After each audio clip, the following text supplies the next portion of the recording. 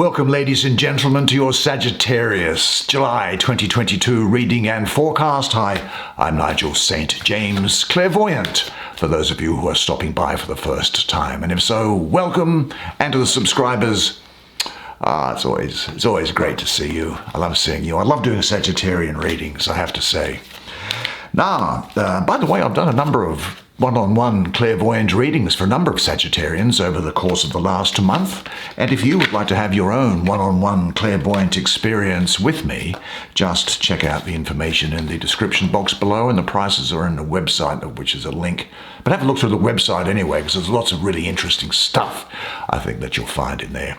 Now, we're going to draw 5 cards, and because 5's all we need, and actually this deck is one that you probably won't see around anywhere.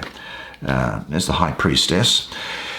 The reason being is that the deck is no longer in production, and the developer has said, I'm not doing any more. There's the 10 of Cups. I want to go and do other things.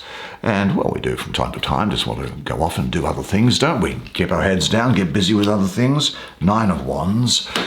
And So there it is. That 9 of Wands has got a big Sagittarian flavour to it. Maybe, we'll see. We'll have a look. There's the Empress there for you. That, of course, has got Venus all over it, as will become apparent to you in just a second when we do the reading. What else might there be? Let's go and... I won't keep you, just do this. Oh, there's a 6 of Cups. Fantastic. Now, why don't you come sit down here next to me? As is our usual practice, we'll have a good look at the imagery on these cards together while I do the reading for you. Well, why don't we have a look at this first card that you drew, which is the High Priestess. Let's have a look and see what she has to say. Now, what is there that, excuse me, is in this image? Well, the High Priestess, she is the keeper of the paradox and of the non-binary.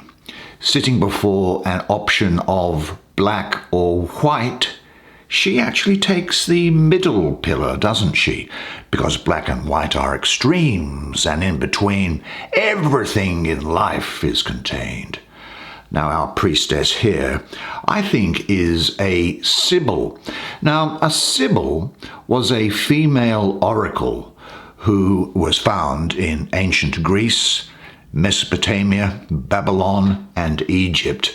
And they resided in temples, and they were the keepers of esoteric wisdom and the speakers of mysterious truth.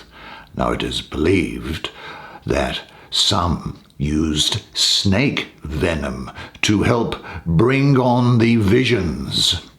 And the snakes here also represent the goddesses like Athena, Astarte, represent the priestess Medusa, and Sophia, the feminine representation of wisdom. The High Priestess can pass back and forth through the veil. The veil is the passage between the conscious and the unconscious realms. The High Priestess guards it well. The High Priestess helps you clarify your purpose and your potential.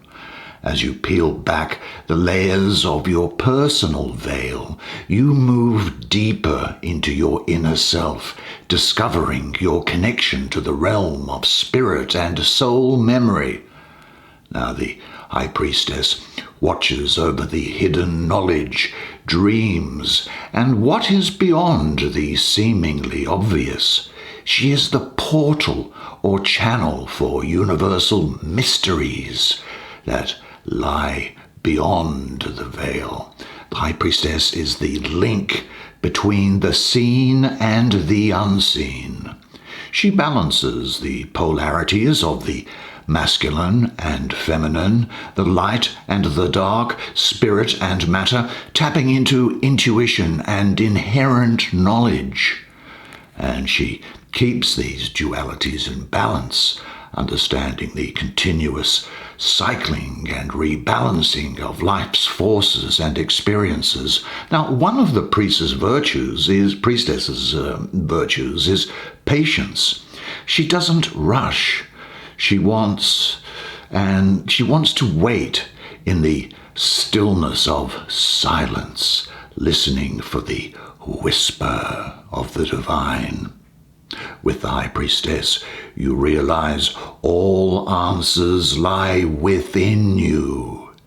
She says, take time to meditate, dive deep into the stillness of your soul self, and listen. She holds the key to universal knowledge. She has the gift of knowing how to channel the collective memory of the past, present, and future that guides you to resolve blocks that disturb your inner peace and balance.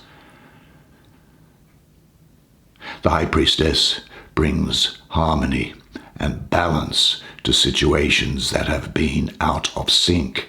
She represents the beginning of creative cycles and situations. She brings time for self-reflection and integrating opposing aspects of yourself.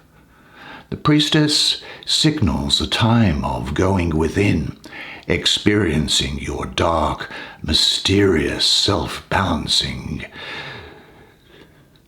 and balancing that experience with your conscious self.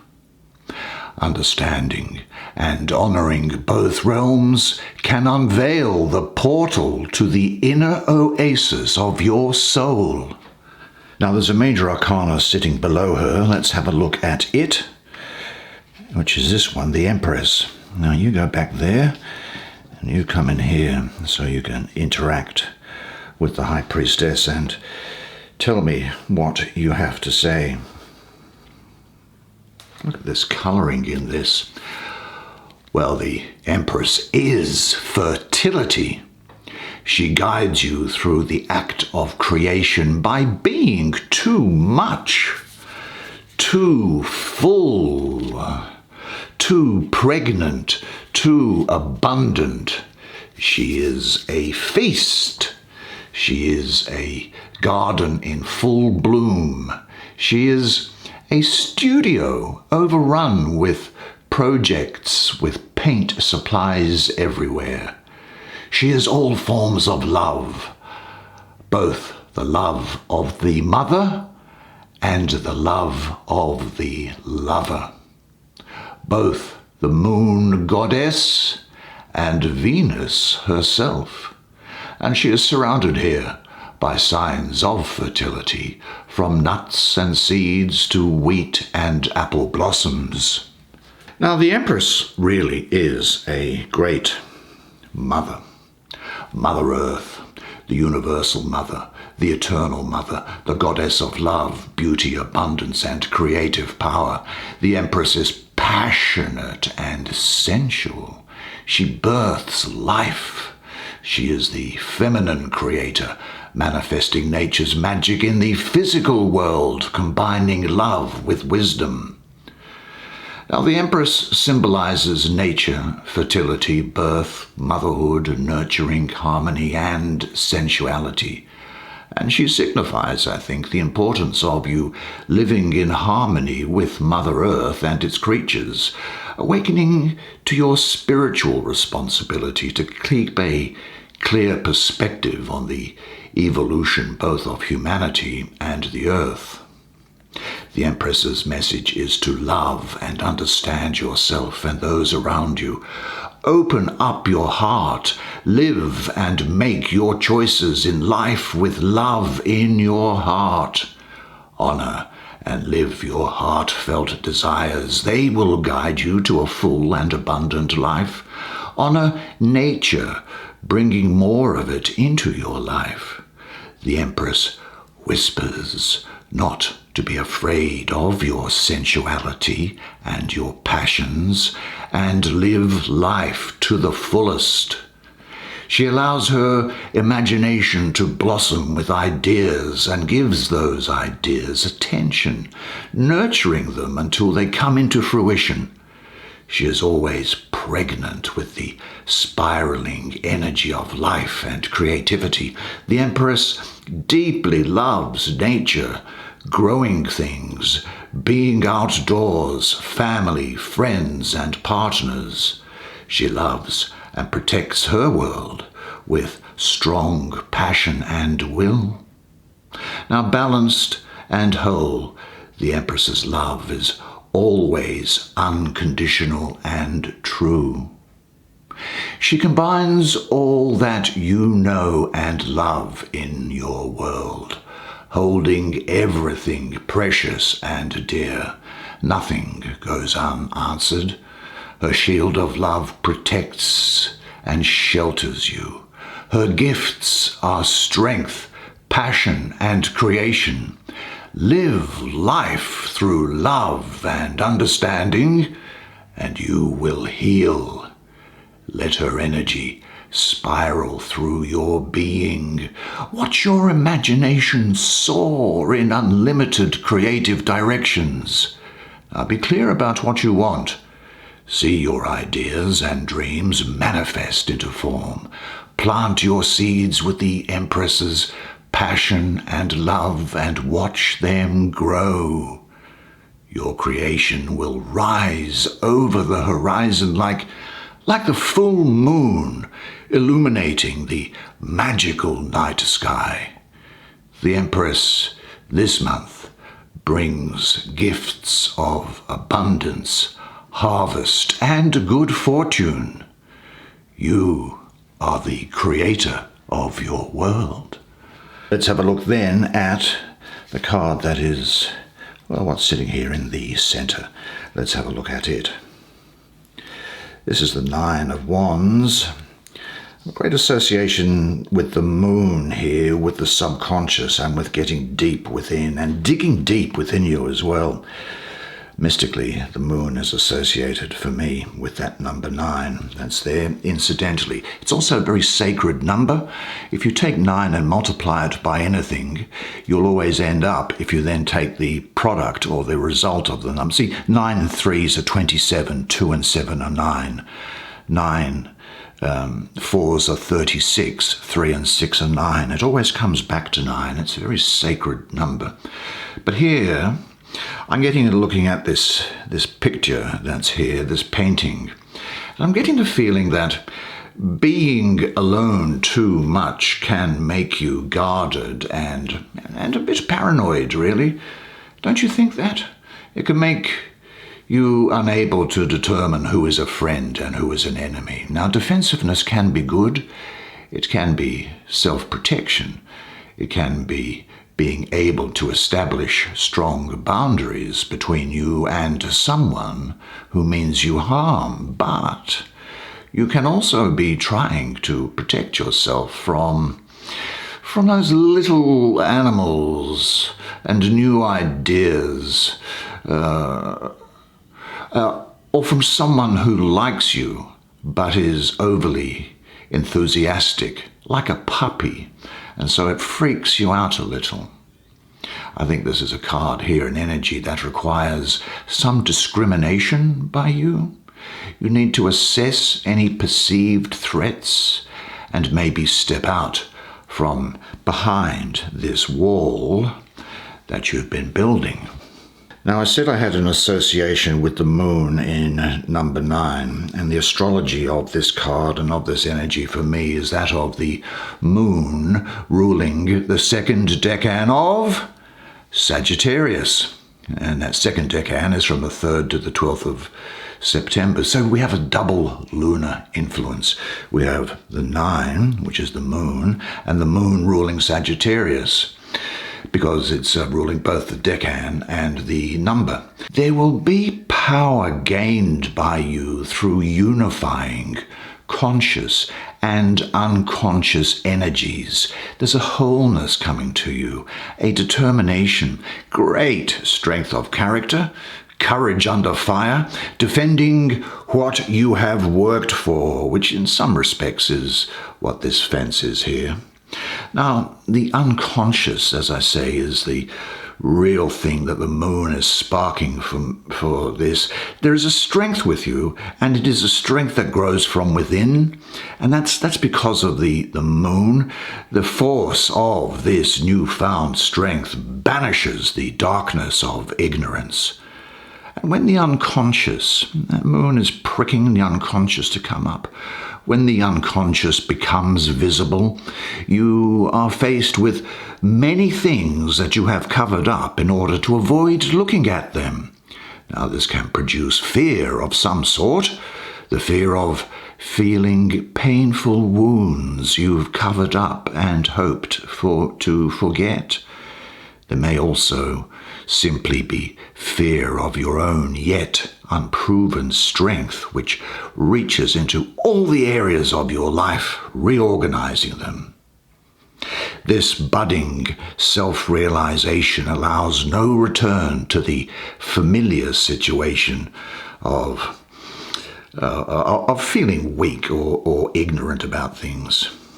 Your inner strength will grow in order to meet the task at hand. You will experience your energy as going far beyond the boundaries you thought existed.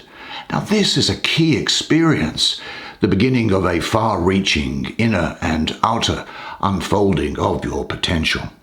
So reach into yourself and discover new depths of strength and power that you never thought you had. Now, you may encounter obstacles. We all do in life, but the point is here at this time that you are going to have the strength to overcome them.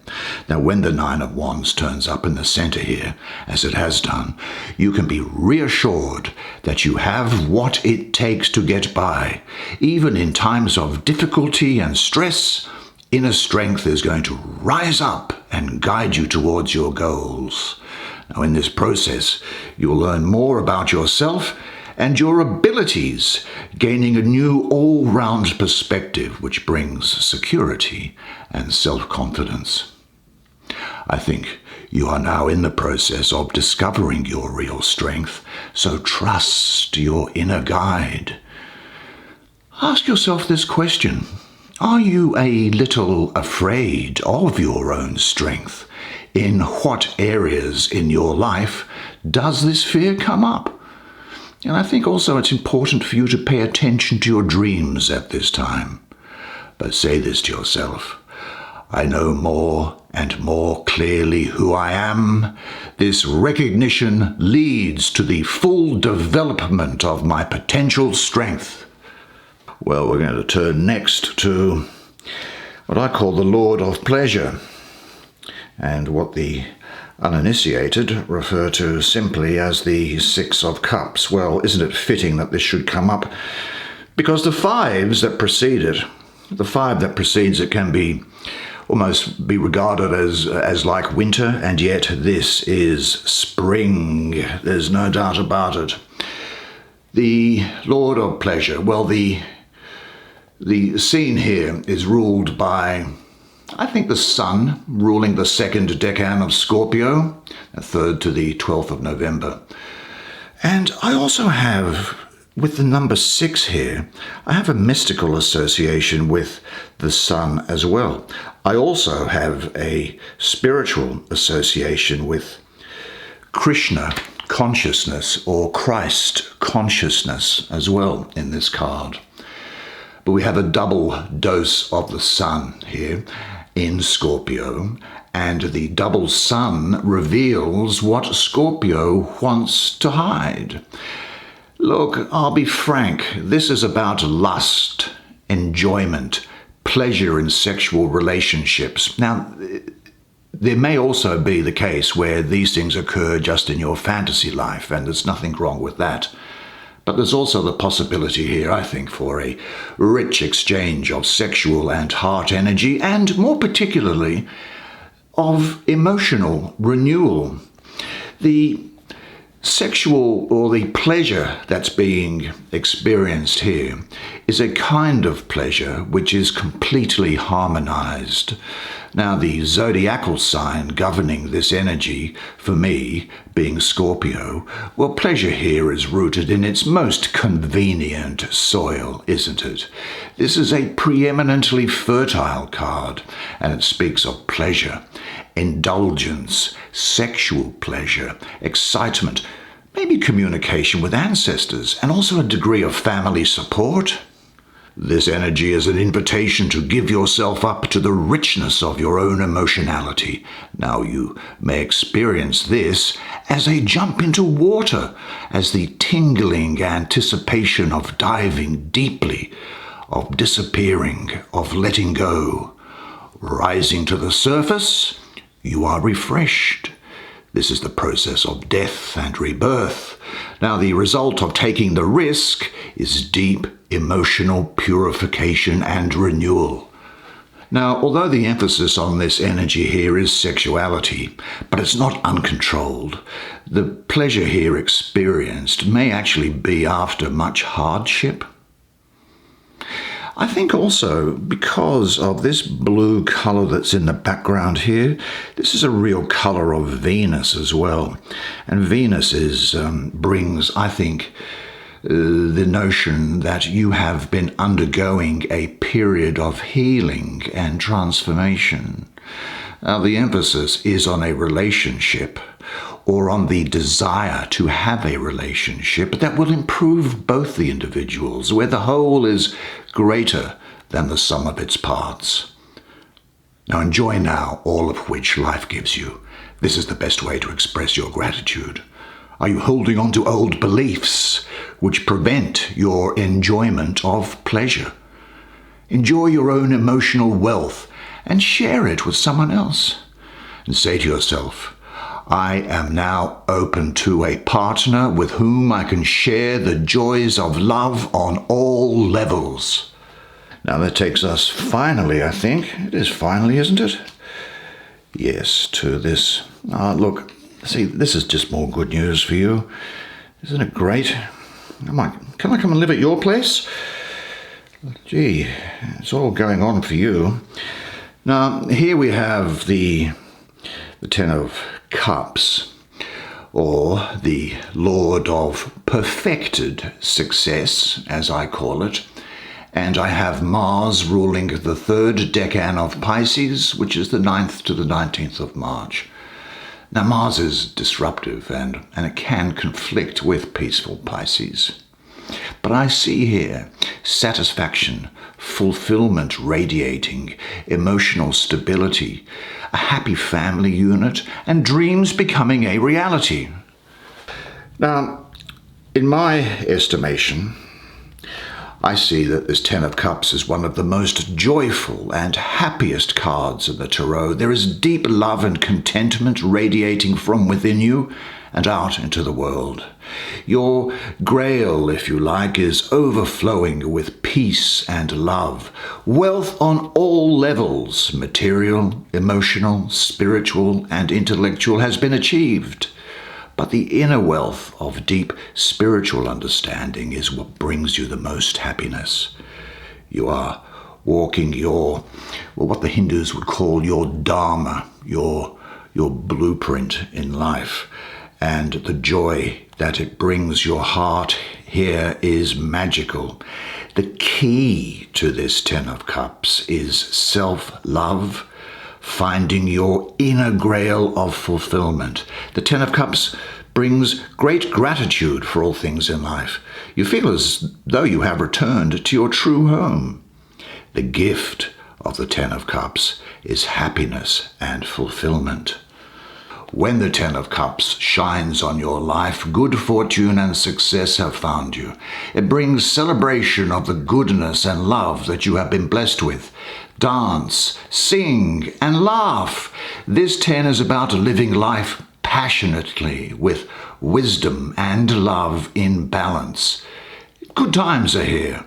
This 10 brings you strong, loving family ties and strong friendships. Romantic relationships deepen. You have learned how acts of love can heal and fulfill, and how misguided love can deeply hurt. Embrace and respect nature and the beautiful environment around you. Share your spiritual and material wealth with those less fortunate than you. You feel extremely blessed with well-being, the perfect work, and prosperity.